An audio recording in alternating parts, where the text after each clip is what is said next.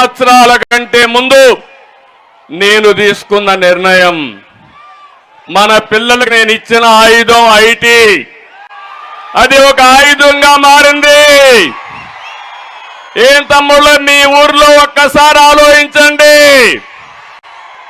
నేను చెప్పిన మాట విన్న వ్యక్తి అంతా ఈరోజు బ్రహ్మాండంగా హైదరాబాద్లో ఉంటున్నారు, బెంగళూరులో ఉంటున్నారు, అమెరికాలో ఉంటున్నారు, ఆస్ట్రేలియాలో ఉంటున్నారు. ఇటీవల నాకు ఇబ్బంది వచ్చినప్పుడు 80 దేశాలలో నిరసన తెలియజేశారంటే,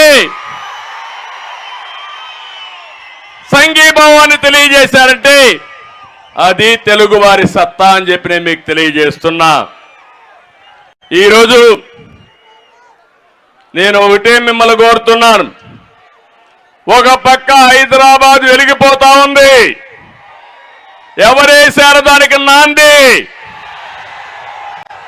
ఒక సైబరాబాద్ తో గాని, ఒక ఔటర్ రింగ్ రోడ్డు గాని, ఒక ఎయిర్పోర్ట్ గాని ఆ రోజు నాంది పలికాం. ఈరోజు బ్రహ్మాండంగా రాణించే పరిస్థితి వచ్చింది.